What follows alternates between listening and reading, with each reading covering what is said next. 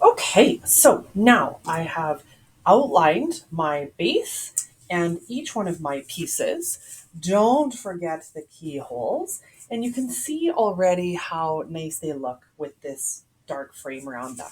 So now is time for the most fun part, which is um, adding the design in honor of Dubuffet. So as you can see from his work, so much of it is bold colors, lines, and stripes. And he uses lots of reds and blues and black, but you can choose whatever you want. I recommend just picking a couple of different colors. So I'm going to stick with my black, and I think maybe a blue, but kind of like a fun blue, maybe a green, um, and maybe, I don't know, maybe a red. Maybe I'll just kind of go with it and do a few different colors and see what happens.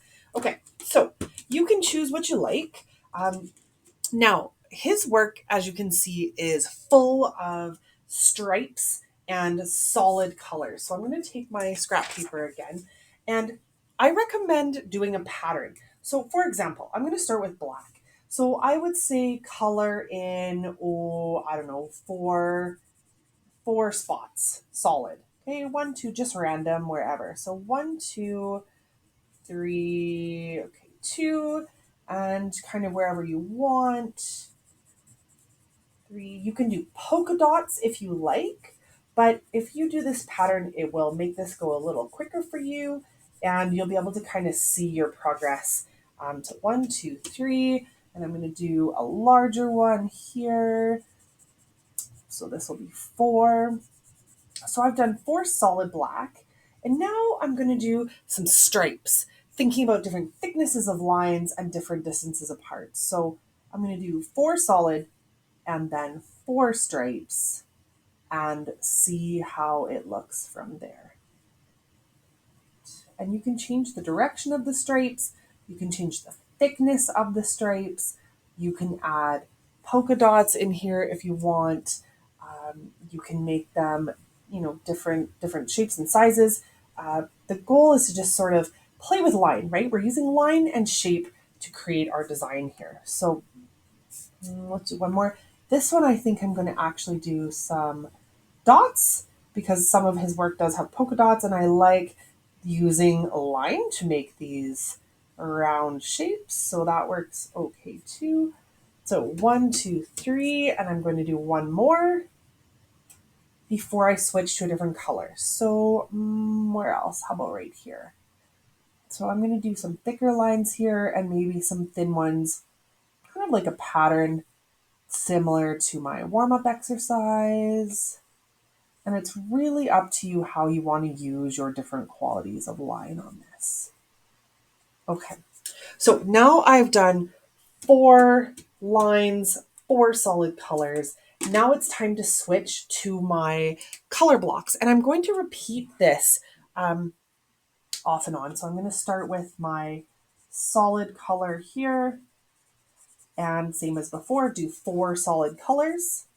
And then four stripes or four lines, and just continue doing that with my different colors until all of my shapes are filled up. And we're going to do this repeating in all of our shapes because that's what's going to give us, when we put this together, our really cool three-dimensional sculpture. Okay, so choose your colors, rotate color, solid color blocks and patterns, and do that for all four of your shapes and your base. And then I will be back soon once I've had a chance to do that.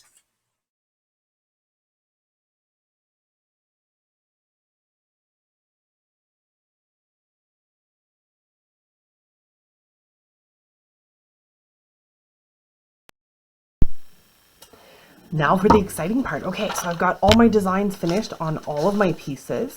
And so the final step to make this come to life is you're going to refold these. You're not making a new crease, you're just kind of refolding them from where you began. So do that to all four pieces. Just fold them nice and snug because that's what we need to do before we assemble them. So fold all four and set your base aside for now. Fold all four of these. Okay, now here's what we're going to do. You need some glue. And glue stick works best for this, but if you don't have a glue stick, just use white glue. Just make sure that you get glue all the way to the edge, because you obviously don't want any kind of open spots once we stand this up. So you're going to apply glue to one side on the outside, all the way down, making sure to get lots of glue. And I've got scrap paper underneath because I know I'm going off the edge a little bit. Okay, so now I take my second piece and I need to be really careful to line this up. So I'm going to start at the bottom, lining up the bottoms, and then lining up along the folds, because it's really important that these match, that they lay perfectly on top of each other. So I've missed a little bit, so I'm just going to peel it and try again, because I want these to line up as best as possible and be as smooth as possible. Okay, so you can see how I've got this is a little bit kooky, so I may just have to lift this up again, but you just want to, oops, you want to make sure this is as flat as possible. Okay, now press that down and repeat that again. Okay, so we're going to do it again. We're going to put some more glue on this side, making sure we get quite a bit of glue. Okay.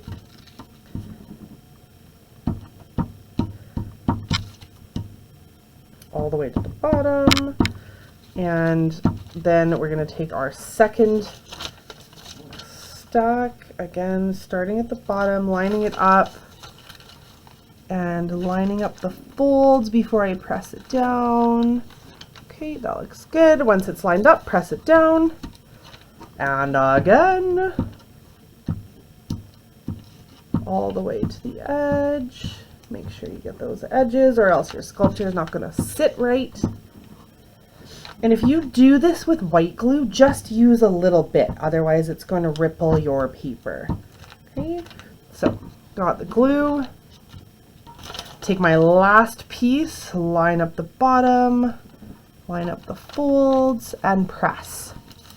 Okay, so you can see if I lift this up that I've got, these are all sort of in a stack together. Now I need to glue one final time before I open this up to kind of hold the final side together. So put one more layer of glue on one side, making sure to get all the way to the edges again. Okay, here we go. Exciting. This is where it all sort of starts to come together. Okay. All right. Now open this up very carefully. Oops, take it off your scrap paper. Open it up.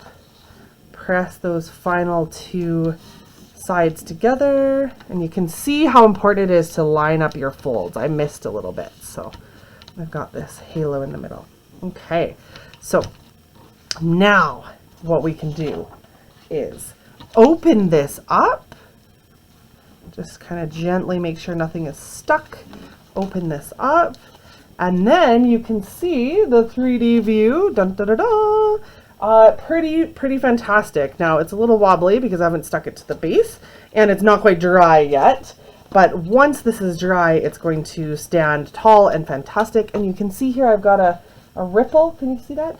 So I'm going to very gently try and peel this apart while it's still wet and stick it again and see if I can't get it as smooth as possible. There we go. Okay, so fantastic. We're going to let this dry and then stand it up.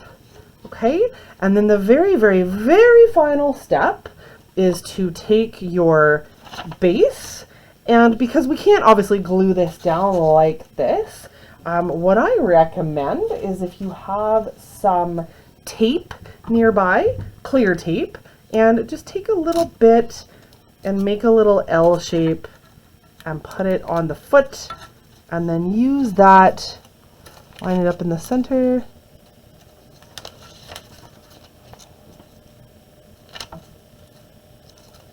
and then use that to hold your sculpture in place. And so you can do that with all four legs of your sculpture